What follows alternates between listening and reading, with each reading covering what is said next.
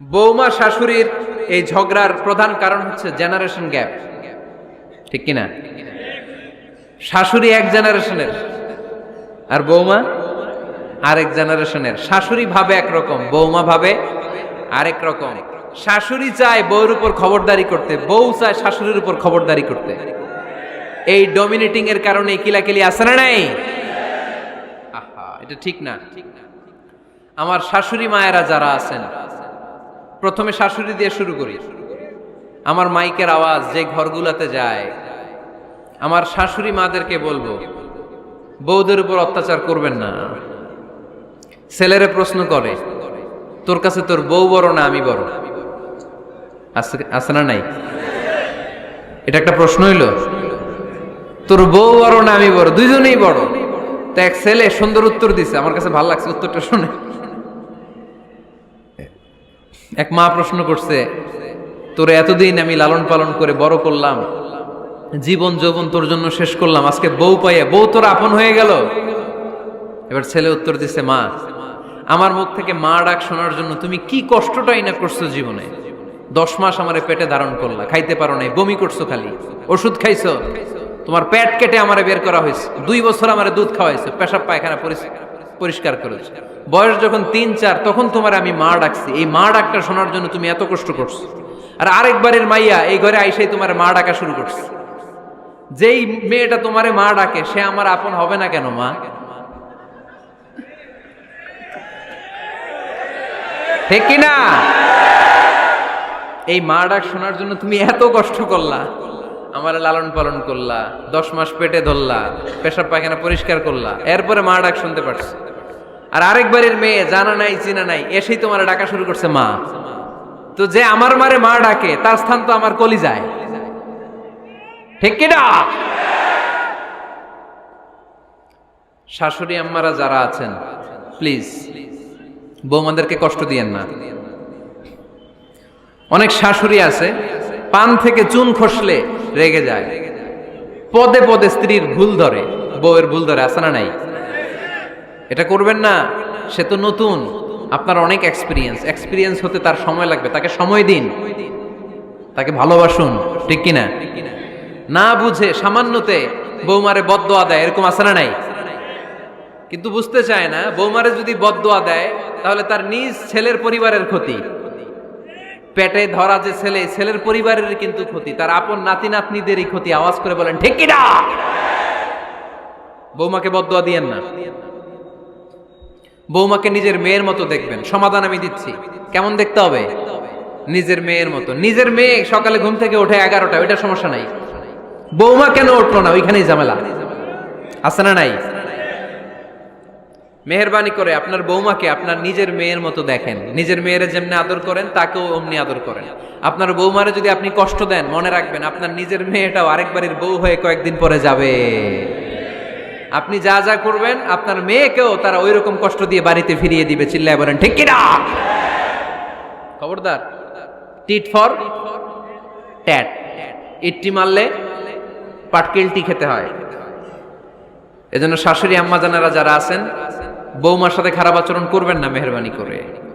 তাকে আপনি কষ্ট দিলে আপনার নিজের মেয়েটাও আরেক বাড়ির বৌমা হবে, সেও ওই বাড়িতে এই কষ্টগুলো ভোগ করবে। এগুলো যখন আপনি শুনবেন তখন আপনার চোখ দিয়ে পানি পড়বে কি পড়বে না? পড়বে। এবার আসেন বৌমার কথা বলি। বৌমা যারা আছেন মেহেরবানি করে, বৌমা যারা আছেন মেহেরবানি করে আপনার শাশুড়ি আম্মাকে নিজের মায়ের জায়গায় রাখবেন। আপনার বাড়ি ছেড়ে নতুন বাড়িতে আসছেন, তো এটাই তো আপনার বাড়ি।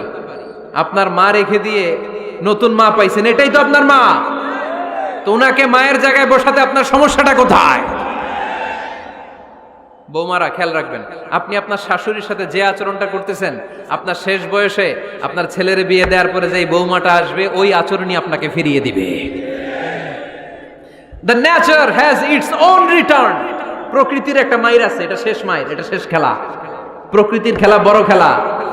আপনি আপনার শাশুড়ির সাথে যে আচরণ করবেন, আপনার শেষ বয়সে আপনি একদিন শাশুড়ি হবেন, এটা মাথায় রাখবেন।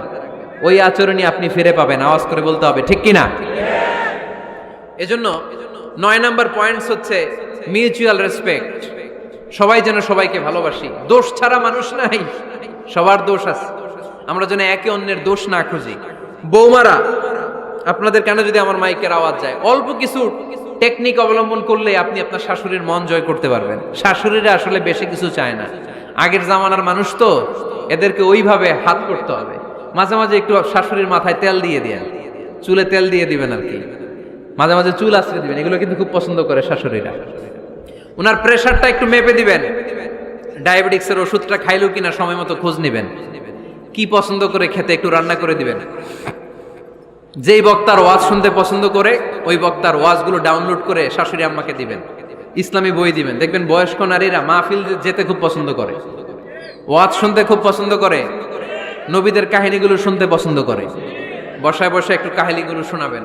বাইরে বেরোলে জিজ্ঞেস করেন, আম্মা আপনার কিছু লাগবে কিনা। আর একটা টিপস আছে, চুল যখন আশ্রাবেন আর শাশুড়ির মাথায় যখন তেল দিয়ে দিবেন, তখন অতীতের কথা জিজ্ঞেস করেন, দেখবেন অতীতের স্মৃতিতে হারিয়ে গিয়েছে আপনার শাশুড়ি। কি জিজ্ঞেস করবেন জানেন? জিজ্ঞেস করবেন, আম্মা জান, মুক্তিযুদ্ধের সময় আপনার বয়স কত ছিল? ওই সময় মুক্তিযুদ্ধের সময় আপনাদের এলাকায় কি কি হয়েছিল মা? আরেকটা প্রশ্ন করবেন, মা বিয়ের সময় আপনি কেমন ছিলেন? ওই দিন দেখবেন বুড়ি আর বুড়ি নাই, জুয়ান হয়ে গেছে। ওই দিন বলবে, মা আমি অনেক সুন্দরী ছিলাম, আমার মাথায় অনেক চুল ছিল, আজকে নাই। আমগো গ্রামে আমার সাথে সুন্দরী মাইয়া ছিল না। অতীতের স্মৃতিতে, স্মৃতি হাতরাতে হাতরাতে তিনি হারিয়ে যাবেন।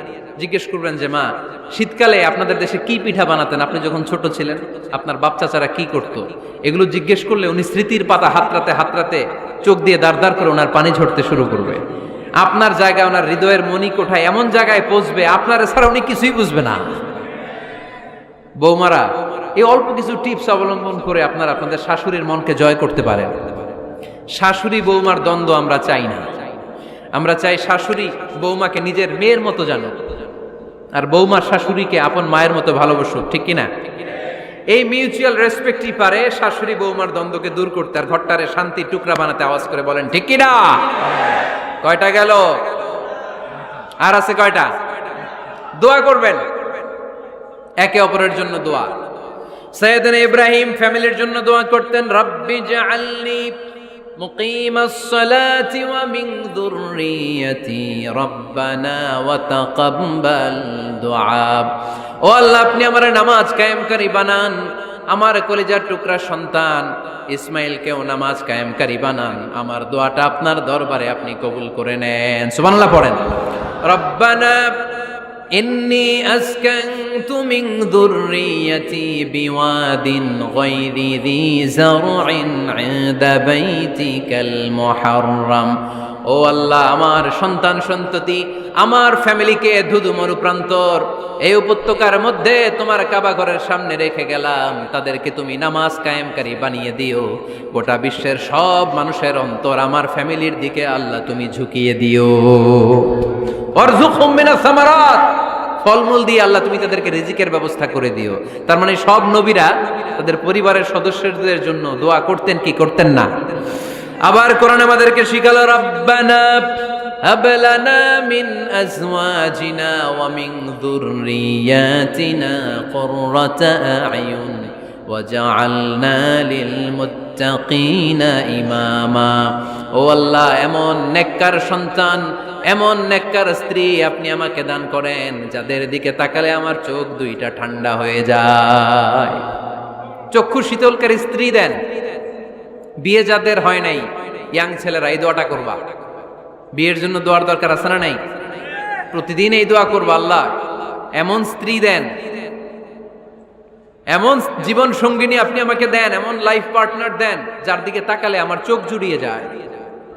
এমন সন্তান আল্লাহ আপনি আমার ফ্যামিলিতে দেন, যাদের দিকে তাকালে আমার চোখ দুইটা ঠান্ডা হয়ে যায়।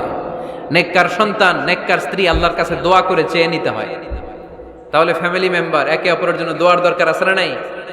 বাবা দোয়া করবে ছেলের জন্য, ছেলে করবে বাবার জন্য, মা দোয়া করবে মেয়ের জন্য, মেয়ে করবে মায়ের জন্য, ভাই করবে বোনের জন্য, বোন করবে ভাইয়ের জন্য। দোয়ার দরকার আছে না নাই? দোয়া করবেন সবাই সবার জন্য।